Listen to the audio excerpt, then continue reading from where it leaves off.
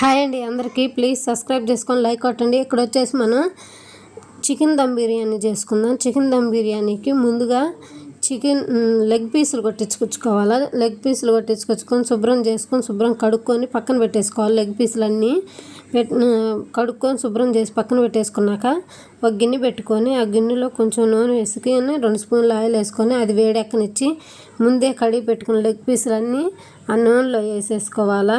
దాని తర్వాత ఒకటి అన్నీ వేసుకున్న తర్వాత మనం కొంచెం ఉప్పు కొంచెం పసుపు వేసుకోవాలా. నూనె లైట్గా వేయండి, కొంచెమే. అట్లా లెగ్ పీసులు మొత్తం కొట్టించుకొచ్చుకొని నీట్గా శుభ్రంగా బేకింగ్ సోడా వేసి శుభ్రం చేసుకోవాలా. శుభ్రం చేసుకున్న తర్వాత 2 స్పూన్లు ఆయిల్ వేసుకున్నాం కదా మనం గిన్నెలో, ఆ గిన్నెలో నూనెలో బాగా ఉడకనివ్వాలి. అట్లా ఫ్రై అవ్వనివ్వాలి. మాడకుండా గిన్నె కతుక్కోకుండా ఫ్రై చేసుకుంటూ కలుపుకోవాలి. ఎక్కువ నూనె అవసరం లేదు. ఇప్పుడు నేను చూపించిన ప్రాసెస్లో చేసుకోండి. చికెన్ దమ్ బిర్యానీ సూపర్ ఉంటుంది, అసలు అదిరిపోతుంది. అంతేకాదు నా వీడియోస్ ఫస్ట్ టైం చూసేవాళ్ళు ప్లీజ్ సబ్స్క్రైబ్ చేసుకోండి. అలాగే ఇక్కడ వచ్చేసి లెగ్ పీసులన్నీ కొద్దిగా మగ్గినాయి కదా, ఇప్పుడు అవి చుట్టూరు అనేసి మనం ఒక 2 ఉల్లిపాయలు తీసుకొని సన్నగా దొరుక్కోవాలి. సన్నగా దొరుక్కున్న ఉల్లిపాయలని ఆ నూనెలో వేసేస్తే ఉల్లిపాయలు కూడా బాగా ఉడికిపోతాయి. అలా పెట్టేసి ఒక 2 సెకండ్లు అట్లా మూత పెట్టేసినామంటే ఉల్లిపాయలన్నీ బాగా ఫ్రై అయిపోతాయి. కొంచెం మగ్గిన తర్వాత మనం గంటి పెట్టి కలుపుకోవాలా. దీనిలోకి క్యారెట్లు కూడా అవసరం. బంగాళదుంపలు క్యారెట్లు అన్నీ వేసుకోవాలా. అప్పుడే కూర కూడా చికెన్ దమ్ బిర్యానీ సూపర్ ఉంటుంది. కొంచెం పసుపు ఉప్పు వేసుకొని బాగా కలుపుకోవాలా. అది అల్లం వెల్లుల్లి పేస్ట్ కూడా వేసుకోవాలి. అల్లం వెల్లుల్లి పేస్ట్ వేసి పసుపు వేసి ఉప్పు వేసి పచ్చి వాసన పోయేంతవరకు బాగా వేయించుకోవాలా. తర్వాత ఎర్రటి 2 టమాటాలు తీసుకొని మెత్తగా మిక్సీ పట్టేసి అట్లా లెగ్ పీసుల మీద వేసేసుకోవాలి. లెగ్ పీసుల మీద వేసేసుకొని కలుపుకోవాలి. ఇంకొకసారి అన్నీ వేసేసి కలుపుకున్న తర్వాత క్యారెట్ బంగాళదుంప కూడా వేసుకోవాలా.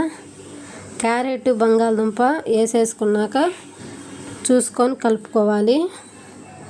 ఎక్కువ తిప్పేస్తే లెగ్ పీసులు అనేవి ఆల్రెడీ మగ్గినాయి కదా, ఇరుగుతాయి, తునిగిపోతాయి పీస్గా.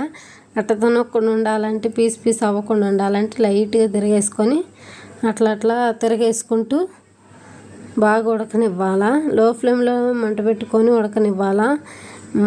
మాడకుండా చూసుకోవాలి. కొంచెం ఉప్పు నేను కల్లుప్పే వాడతాను, ఎందుకంటే కల్లుప్పే వాడితే కూర టేస్ట్ వస్తుంది. ఇది మసాలా మనం కారం కూడా దానిలో వేసినాం. పెరుగు మసాలా కారం అన్నీ వేసేసి చేసిన ఇది హోమ్ మేడ్ మసాలా. నేను ఇంట్లోనే తయారు చేసుకుంటా. ఈ మసాలా వేసినామంటే మనకి ఇంక వేరే ఏమీ వేయాల్సిన అవసరం లేదు. టేస్ట్ కూడా అదిరిపోతుంది. అన్నీ వేసిన తర్వాత ఇంకాసేపు మగ్గనివ్వాలి. బాగా కలిపి మగ్గనిచ్చి అట్లా మనం బిర్యానీకి బాస్మతి రైస్ కూడా పక్కన ఉడికించుకోవాలి. ఈలోపు ఇగోండి మనం వాటర్ యాడ్ చేసుకొని ఈ లెగ్ పీసులలో వాటర్ యాడ్ చేసుకొని పొయ్యి మీద పెడితే ఈ ఉడుకుతూ ఉంటాయి. పక్కన బాస్మతి రైస్ని ఈలోపు బాస్మతి రైస్ కడిగి పక్కన పెట్టేసుకోవాలి. పక్కన పెట్టేసుకొని ఉంచుకుంటే ఈ ఉడుకుతూ ఉండగా బాస్మతి ముందే కడుక్కొని పెట్టుకున్న బియ్యాన్ని అట్లా వేసుకోవాలి. బాస్మతి రైస్ అంతా ఆ లెగ్ పీసులలో వేసేసుకొని ఇంకొకసారి కలుపుకొని మూత పెట్టేసుకున్నామంటే బాగా ఉడికిద్ది. ఉడికిందాక మూత తీయకూడదు మధ్యలో, అందుకని చెప్పి బియ్యం వేసేసుకొని కలుపుకోవాలి. బాగా కలుపుకొని మూత పెట్టేసుకోవాలి. ఒకసారి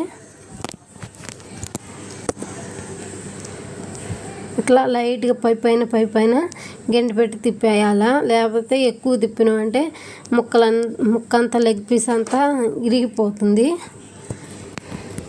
తునిగి చిదుం అయిపోతుంది.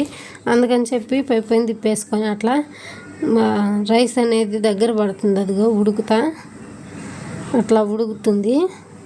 అట్లా ఉడికిన తర్వాత మూత పెట్టేసుకొని అదిగో ఇలా వచ్చేసిద్ది. ఇలా వచ్చేసిన తర్వాత మనం దీనిపైన మూత పెట్టిన తర్వాత కండ తడిపి మూత పైన వేస్తే మనకు ఆవిరి అనేది పోకుండా ఉంటుంది. అప్పుడు బాగా కుక్ అయింది. రైస్ చూడండి అంత పొడి పొడిగా వచ్చిందో. వీడియో నచ్చితే ప్లీజ్ సబ్స్క్రైబ్ చేసుకొని లైక్ కొట్టి ఇట్లాంటి వీడియోస్ సబ్స్క్రైబ్ చేసుకుంటే ఇట్లాంటి వీడియోస్ వస్తూ ఉంటాయి, చూడొచ్చు. చికెన్ బిర్యానీ మాత్రం సూపర్ వచ్చింది, సూపర్ టేస్ట్ ఉంది. అసలు ఎంత బాగుందో, సూపర్ ఉంది. ప్లీజ్ సబ్స్క్రైబ్ చేసుకోండి.